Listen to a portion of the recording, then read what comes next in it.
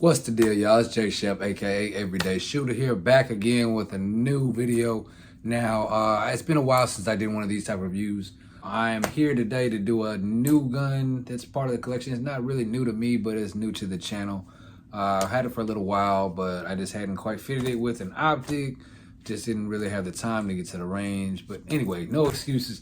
Here is the gun that we're going to be talking about today. Now, if you are familiar with this thumbnail, you already know what we're talking about, but I wanted to kind of bring it to your attention that this is an option that I have been reluctant to go with just because of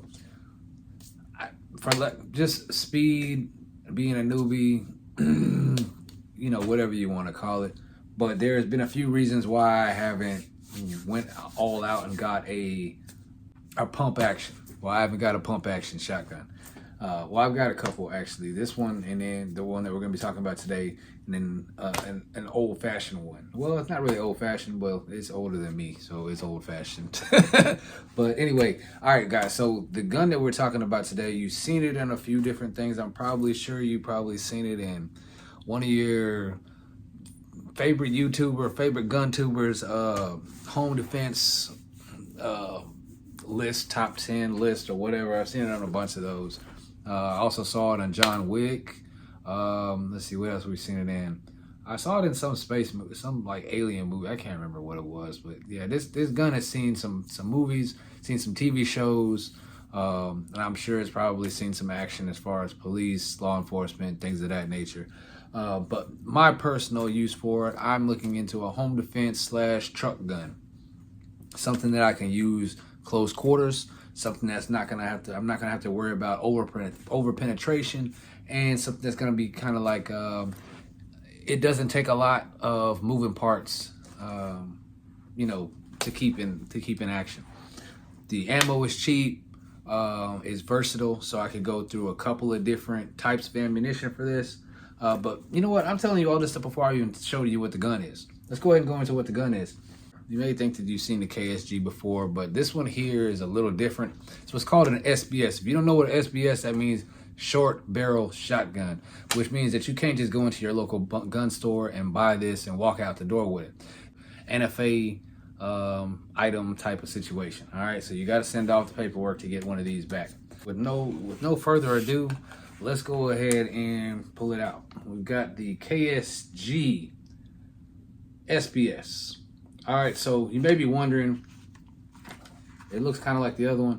No, the other one is way longer than this. All right, so if you're unfamiliar with the KSG, it looks like it's a triple barrel shotgun. It's really not. These two right here, these are the two mag tubes. So this is what kind of, it sets it apart as well. So you've got two different tubes, and they accept the 2 3/4 shells and the shorties. So you can get, let's see, in each one of these, you can get 5 of the 2 3/4 shells plus 1. So you're looking at 11 2 3/4 shells.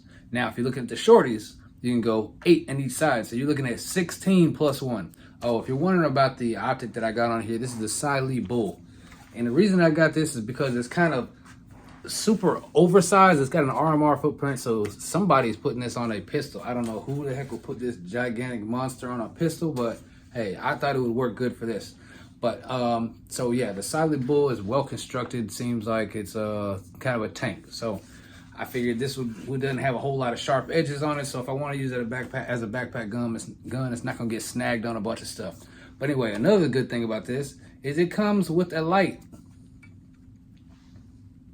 So it comes with a light, and it's depressible and ambidextrous on both sides. It's got a button. And if you're wondering about how the pump action works, this right here obviously is what you're using to use the pump or activate the pump action.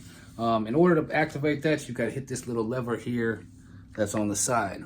It's on both sides, so you just push this down, whack, and pull it back up. Now, one thing that I've heard other people complain about on this gun is that the ejection port is on the bottom. If you'll see it's right there, that means the ejection port, it comes out possibly on your arm. So if you eject those out hard enough, it also depends on how hard you rack it. You rack those pretty hard, it's gonna come out at your, come out and hit your forearm. So maybe worth something looking or preemptively kind of finding a solution for. But yeah, So we've got 10+1 or 16+1. You can even switch it out. You can, you know, do different loads for each tube. In order to activate the others, or to activate the different sides, you look in there. See, those are the 2 mag tubes.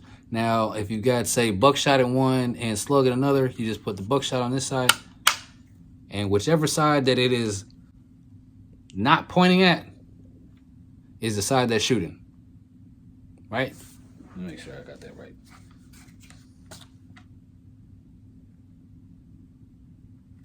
Yeah.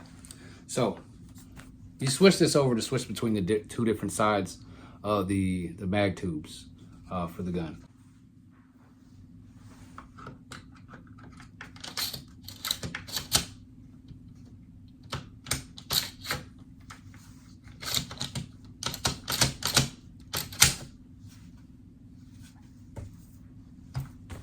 All right, so as you can see, you got to be careful putting these things in because I don't have any gloves on. And this thing will eat your fingers up, eat your thumbs up, like draw blood loading it. So when I tell you, I'm gonna probably have to put some gloves on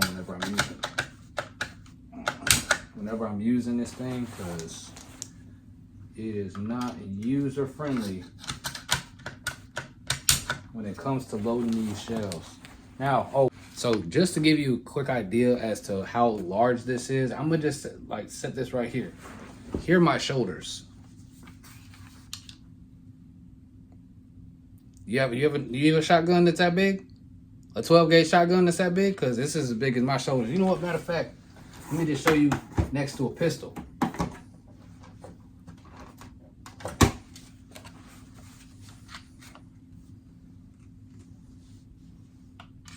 This is a pistol.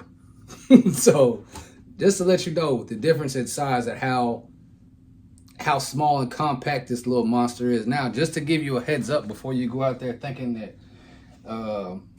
you know, it's little, I can handle it, that makes it worse. Just so you know, this thing kicks like it's a mule on meth. Seriously. If you've ever shot a Kel-Tec bullpup, they are notorious for kick. They are, like, I got a RFB, that joker, I'm almost scared to shoot that thing without the suppressor on it because it kicked just as hard as this. It's a, you know, hey. Altogether, I believe the barrel on this is something like, was it 13 point something? It's like 13 inches. 13 inches. Oh, it does take 3-inch shells. I thought it only took the 2 3/4, but yeah, it takes 3-inch. I wouldn't dare shoot a 3-inch out of this thing. I promise you, I would not. So if you use the full loads, the hot loads on the 2 3/4, man, you a beast. I'm not even gonna lie to you. That's not what I mess with.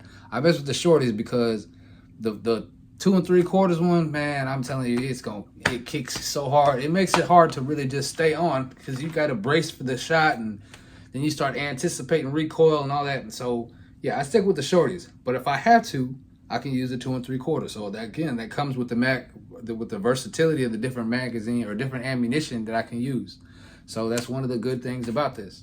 So you'll notice here, it's got a little bit of a riser on it. It's got a Mepro light riser. I think I should have went a little bit higher on it because it kind of forces me to put a little bit more of a cheek weld onto the actual gun itself. Let me see if you guys can see. See if I can find where that dot is. There we go. All right, so you see what that dot do, right? But just so you know, yeah, this is the home defense, truck gun, whatever you want to call it. So it's compact, versatile. It does take some getting used to.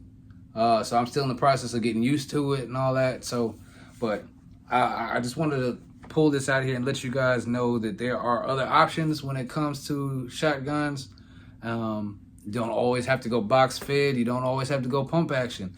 But I would say have something in mind when you're selecting your firearm. So like this one, it's small, it's compact, it's not very, it's light, I guess.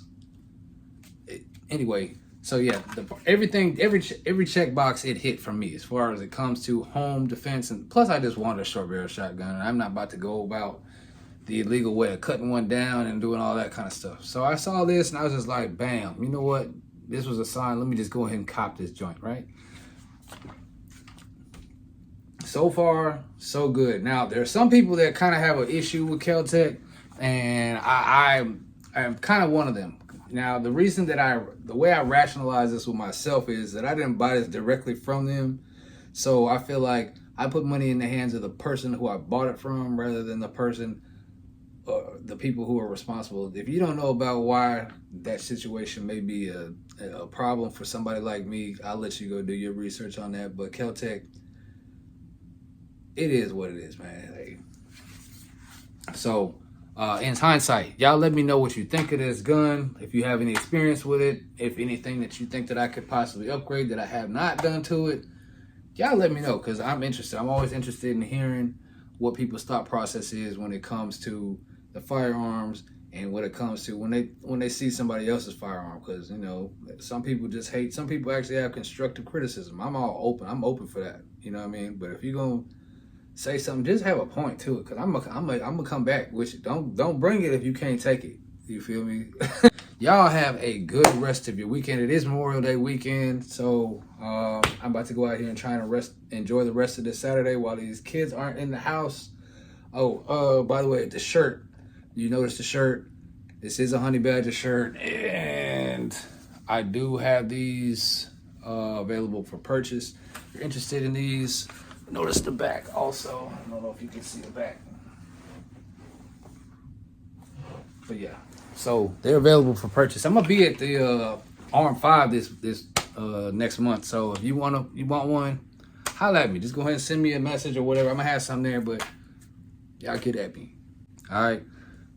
So with all that being said, y'all let me know what you thought of the KSG SBS and what you think I did to it, what you think of my analysis of it, and what you think I could possibly do better for it. That being said, I hope y'all enjoyed this review of this. I'm gonna go ahead and take you to some footage of me shooting it, just so you can kind of get an idea of what I was talking about when it comes to the kick. I was not playing, man. Like, I'm telling you, the kick is something serious. It's definitely something to be considered if you're thinking about getting this gun. All right. Until next time, I'm gonna show you what to do. Peace.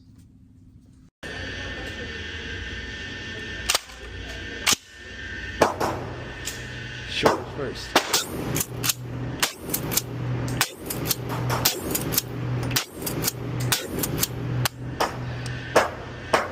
Switching over.